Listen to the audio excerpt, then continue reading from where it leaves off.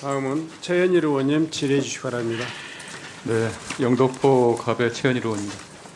인사혁신처장님, 그 야당 일각에서 김현지 대통령 비서실장의 보좌관 시절 재산 신고 내역을 제출한 것이 법적 근거가 있나요?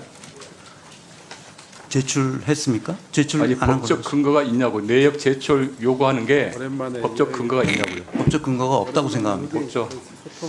지금 김현지 실장이 이미 공직자윤리법에 따라서 재산 등록을 이행했죠. 이행했습니다. 그리고 인사혁신처는 법령에 근거해서 적법하게 공개했죠. 공개했습니다. 재산 규모 또한 이미 언론을 통해 공개됐죠. 공개됐습니다.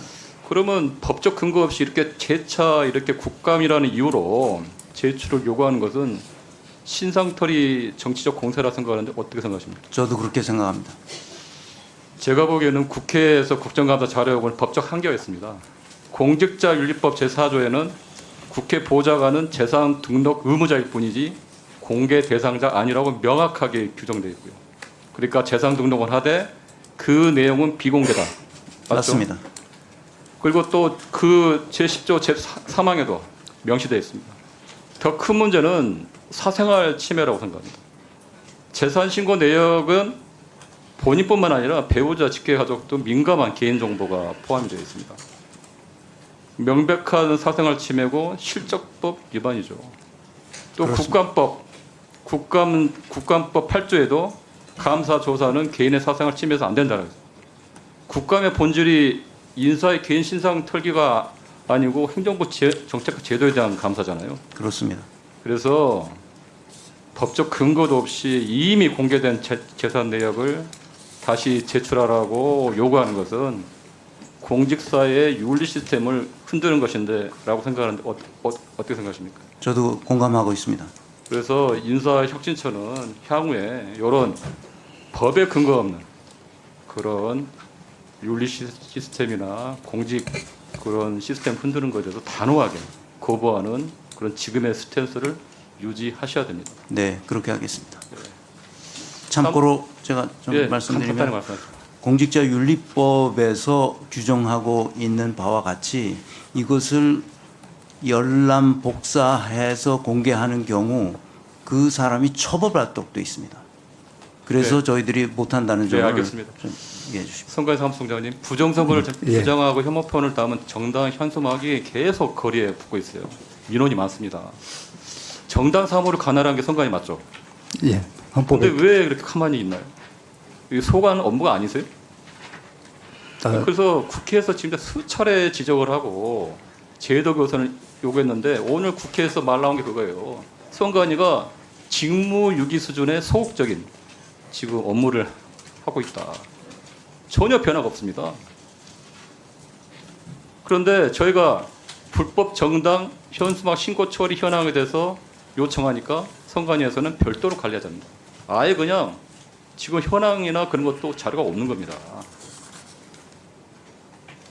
아까 이해식 의원께서 정당이란 뭐냐 그랬더니 정당이란 민주정치 발전, 국민의 이익을 위한 책임 있는 정치적 주장을 한 헌법상 조직입니다. 그거를 보호하는 업무를 하는 게 선관위입니다.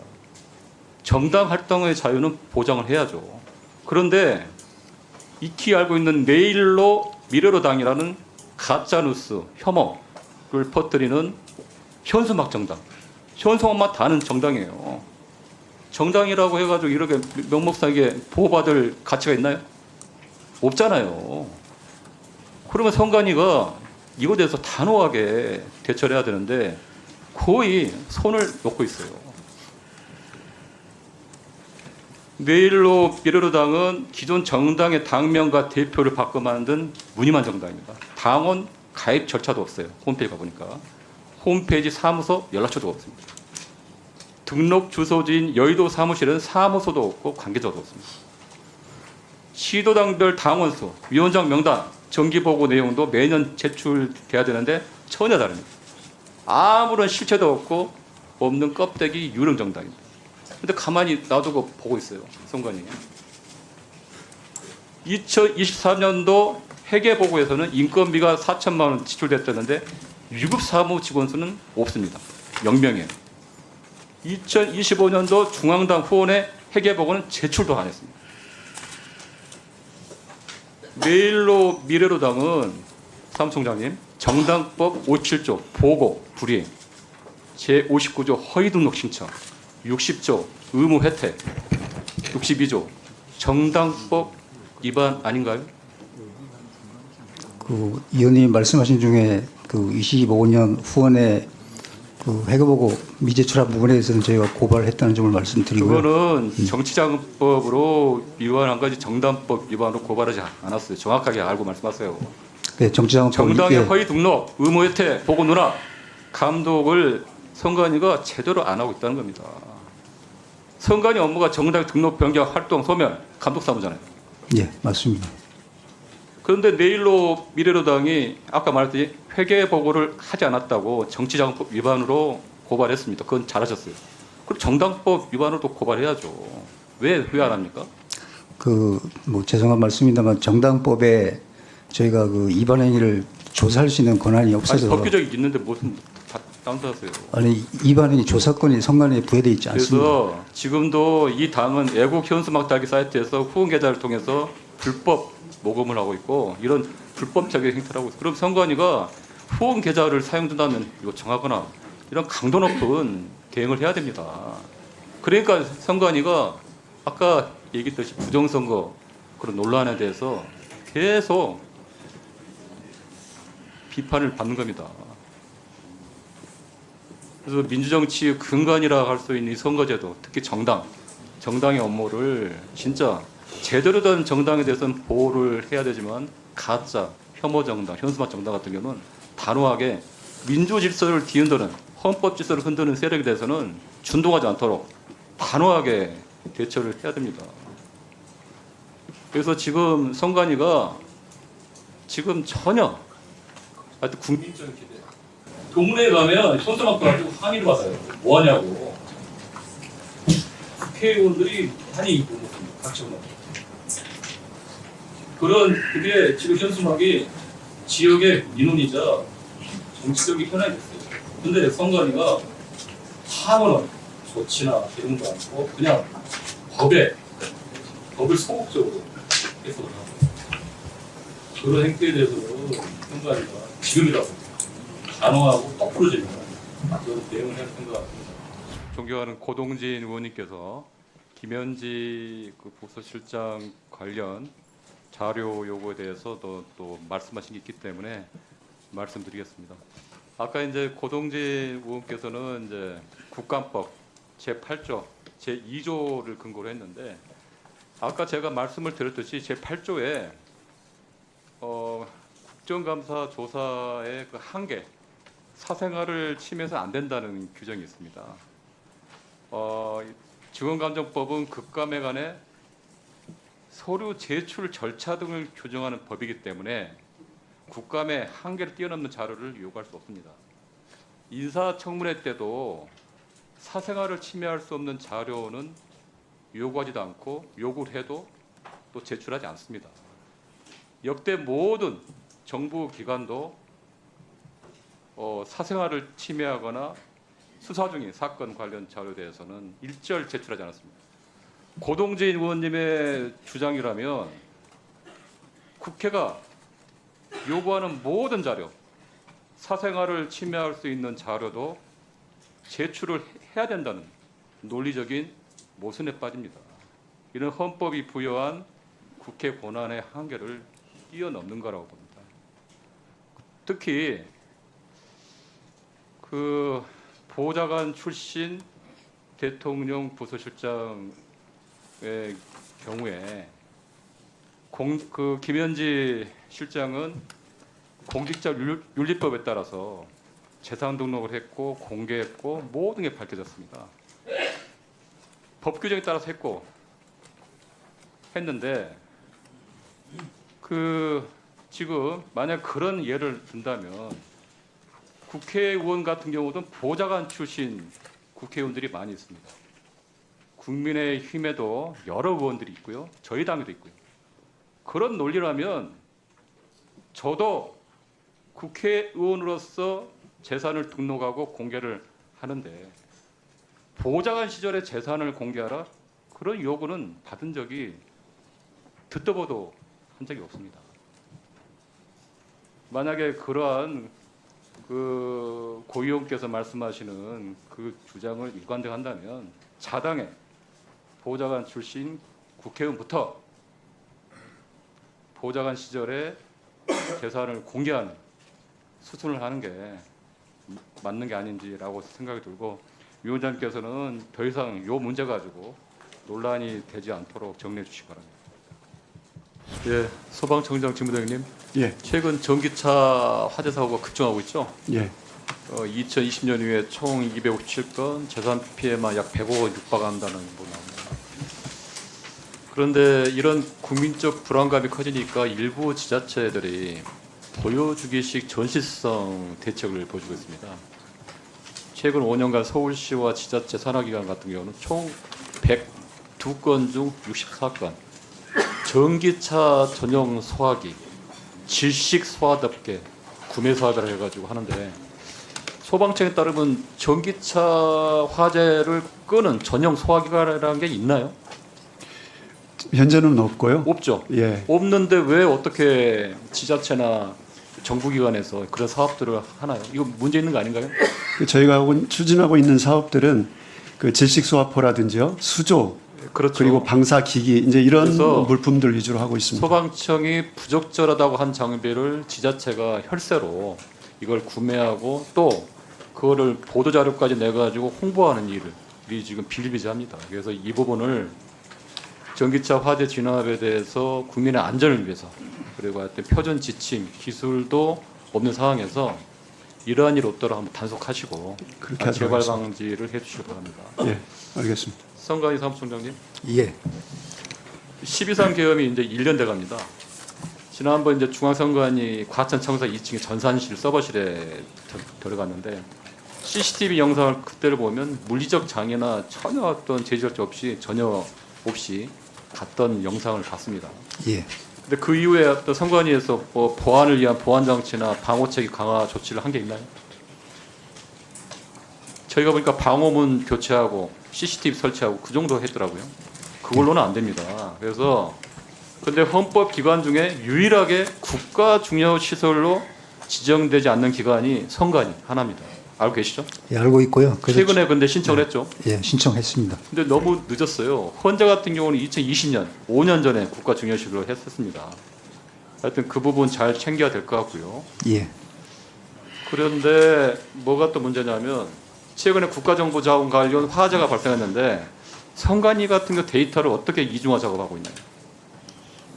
저희가 그 가천에는 주센터, 그다음에 대전에 그 재복구센터 다 매일마다 주간 올간 단위로 백업하라고 올 예. 1회 소산, 그러니까 가천에서 대전으로 소산하는 작업한다는 걸 들었는데, 근데 서버와 배터리가 한 공간에 위치가 돼가지고 이번에 국정자원 화재가 난 거 아닙니까? 예. 근데 선관위도 뭐 다르지 않은 것 같더라고. 안 예, 계시나요? 저희도 물리적 공간이 그래서 부족해서 예, 그 그렇습니다. 부분을 대응하기 위해서 지난번에 이제 선거 정보센터 신축 계획이라고 예산을 반영하기 위해서 윤석열 정부 당시에 그렇게 했는데 불구하고 선거 정보센터 예산이 모두 그 당시 여당에 의해서 삭감이 됐죠.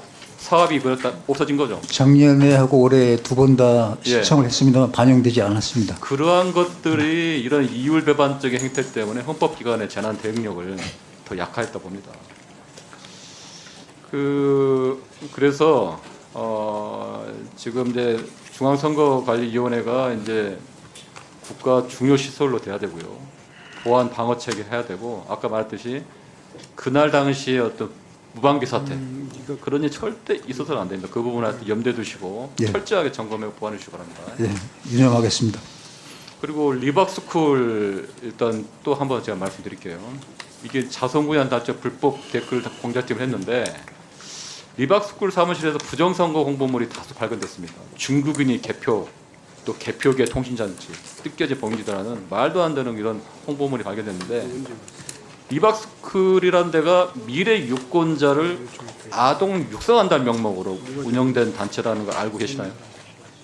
뭐 이승만, 박정희를 지지하는 네, 그렇죠. 역사교육을 하는 단체라고 알고 있습니다. 그런데 이들이 실제로는 학생들에게 부정선거 프레임을 심어주고 민주주의 부정적인 인식을 심어서 또 아니냐라는 거로 이제 의심됩니다. 한국 리서치 조사에 따르면 부정선거를 믿는 국민이 20%를 넘고 특히 10대 청소년층이 한 10명 중에 4명, 40%가 개표 부정을 믿습니다.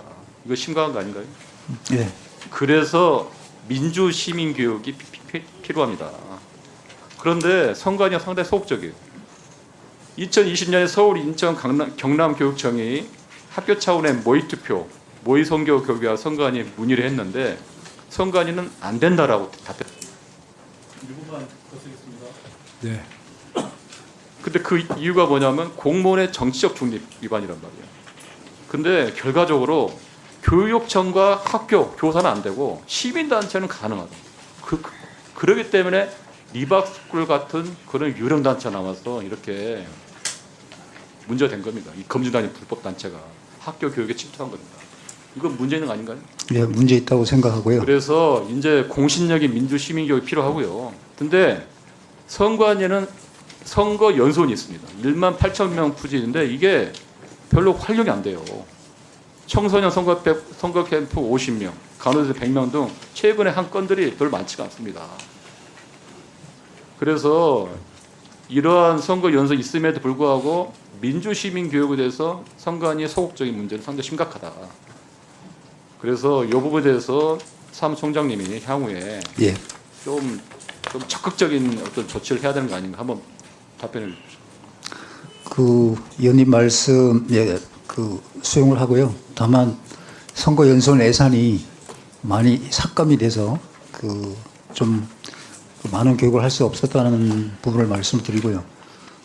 앞으로는 청소년 그러니까 학생들이 학생들의 올바른 가치관을 정립을 시켜서 가짜뉴스를 판별할 수 있도록 그런 학교 교육이 필요하다고 생각을 하고 저희가 학교 교육 할 수 있는 그런 법적 기반 선거교육 지원법을 제정을 하도록 추진을 한번 해보겠습니다. 의원님 많은 관심과 지원을 부탁드립니다. 네, 선관위 사무총장님. 예. 지금 대국민 신뢰 회복을 위한 특별위원회 출범했죠? 예, 9월달에 구성이 돼서 지금 운영되고 있습니다. 지금 어떻게 되고 있나요? 지금은 3개월간 외부 진단 검증하고 조직 혁신안, 선거 절차 개선안을 마련하겠다는 거죠? 예, 2개 분과로 나누어서 그렇게 그런데 지금 하고 선관위 있습니다. 특별위원회 전에 그런 성격을 가진 위원회가 많았어요. 선거자문위원회를 비롯해서 보안자문위원회, 민주시민교육자문위원회.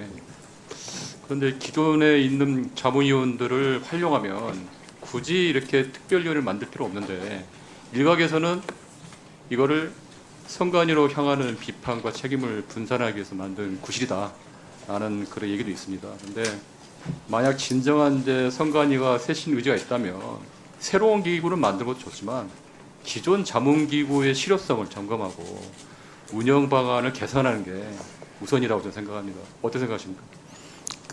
이번에 한 부분은 저희가 나름대로 혁신을 해왔습니다. 인사 감사 분야에서 혁신을 했고 그 다음에 대통령 선거 끝나고 나서 TF를 만들어서 네. 절차사무 개선을 만들었는데 이 부분이 국민 눈높이에 적정한지 시간이 없었어요. 예. 인사혁신처장님, 네네. 계엄 과정에서 공무원들이 내란을 비하하고 진실을 은폐하는 데 동원됐다는 게 수동적으로 이렇게 동원된 거죠. 이런 것에 대해서 상당히 공무원들이 불안감을 느끼고 있습니다. 네. 윤석열 전 대통령 같은 경우는 체포영장 집행막기에 경호처 직원들이 총을 쏘면 된다 하고 비아폰 통화기록 삭제 지시. 법무부 같은 경우는 출입국 본부 인력을 대기시키고 교정본부에서는 뭐 계엄 관련자, 뭐 수용관을 문서했다, 뭐 이런 등등의 여러 가지 있는데 부당 지시 연루 공무원 실태를 한번 파악해 본 적 있어요? 인사혁신 차원에서? 과거에 전사했는지는 모르겠습니다만 그래서 제가 향후에 오늘 처장님이 네네. 이런 기존의 부당무 지시에 대한 어떤 신고 제도나 보충 심사 제도나 네. 네네. 이번에 내란 기간 동안에 부당하게 지시를 받고 고통을 받고 있는데 네. 지금 신고를 하고 이런 보면 단순 정보뿐만 하지 이런 걸 가지고 비상 상황이 있는 상황 같은 특을 총괄할 수가 없습니다. 그래서 인사 혁신 때 한번 공직윤리 강의, 부당한 교육을 가지고 공무원에게 정상 이렇게 부탁드리고 좀 한번 전수조사를 해서 네. 그런 공무원들을 선처하고 네. 내려갈 수 있는 네. 방안을 마련해 주시고 공정 때 네. 관련사항을 네. 네. 무엇이라는 걸 보고 네. 잘 알겠습니다.